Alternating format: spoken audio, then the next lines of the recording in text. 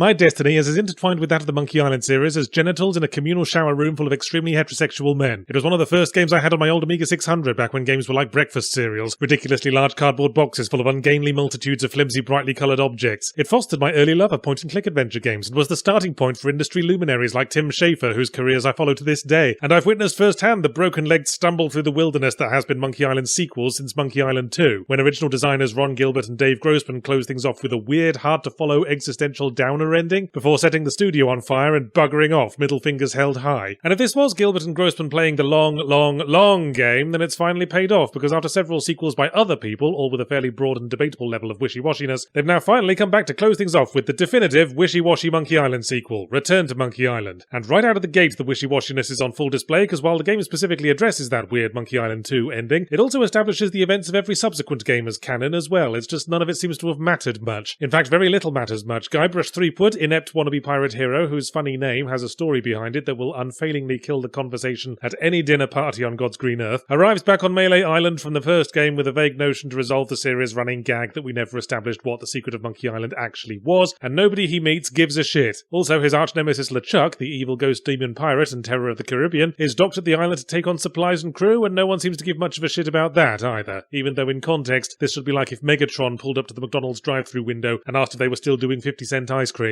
So question 1, how much investment in the Monkey Island series do you need to get the most out of Runky Monkey Lunky? Answer, buttock loads. Like in a big pile somewhere. Its returning characters and assumed knowledge of prior events a go-go. If old fans are the target audience, that would explain the period key being the skip dialogue button, just like the LucasArts games of old, which even then was as convenient as keeping the toilet and the toilet paper in separate rooms, but that clashes with the terribly modern art style, where everyone looks like the slapdash cardboard replica of themselves they put in their bed to fool the prison guards. Also, while the plot does the bad fanwank sequel thing where the struggle between the hero and the villain is treated as some kind of cosmic inevitability, again, no one besides the two of them seem to give much of a shit. There's an overhanging theme that the world is moving on and leaving them behind. The leaders have changed, all the old shops have shut down to get replaced with new ones. The aging Threepwood's cluelessness comes more from an inability to adapt than his previous youthful naivete. It's all terribly appropriate as a reference to Monkey Island's place in the world of 2022 and the feelings the creators have about it, but it's hard to feel there are any narrative stakes worth investing in. Threepwood and LeChuck feel less like mortal enemies and more like rival co-workers who've been giving each other the side-eye in meetings ever since one of them stole the other's lunch from the fridge. The titular return to Monkey Island happens relatively early on in the game, with the same air of tired expectation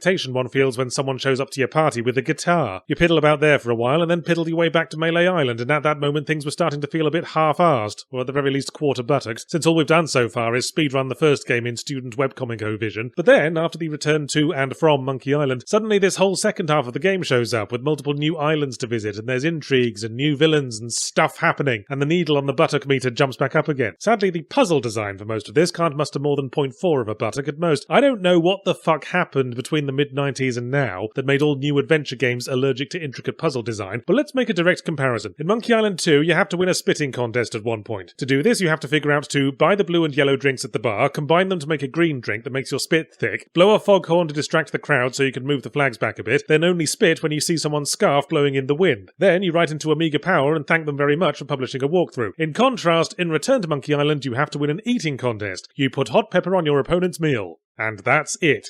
And this was on the harder puzzle setting. Fuck knows what easy's like. They probably put the hot pepper on themselves while giving you a hand shandy. Surely, Yahtzee, there's no point in wasting effort on puzzle design in the internet age, when we can just Google the answer at the slightest speed bump. I assume that's why Return to Monkey Island has an in-game hint book to cut out the middleman, unless it's to stop players accidentally activating too much of their brain, thinking about modern society, and turning into Heath Ledger's Joker. That's not the point. Every step of the above-described esoteric process for the Monkey Island 2 spitting contest was an opportunity for jokes, world-building, and funny touches. Without lots of little branches and twigs on the apple tree, there's not enough room for the apples to grow. And then it's all just mulch on the forest floor, useful only for covering up your dog's turds when you forget to bring a little bag. But at the end of the day, if you are a Monkey Island fan, you kinda have to play this, because they made it specially for you. Same reason you have to wear your grandma's sweater at Christmas. There is enough humour and imagination on display to make one recommend it, in which case, allow me to explain why I don't. Ooh, twist in the testicles there! It's the ending. Again, history runs in fucking cycles. Not that it's as 1/16th bottomed as everything else, they're clearly making a deliberate statement with it. It's just that I interpret that statement as follows. Oh, have you actually invested mental energy into all these intrigues and relationships you've spent the last few hours building up, and are expecting a payoff to all that? Puh!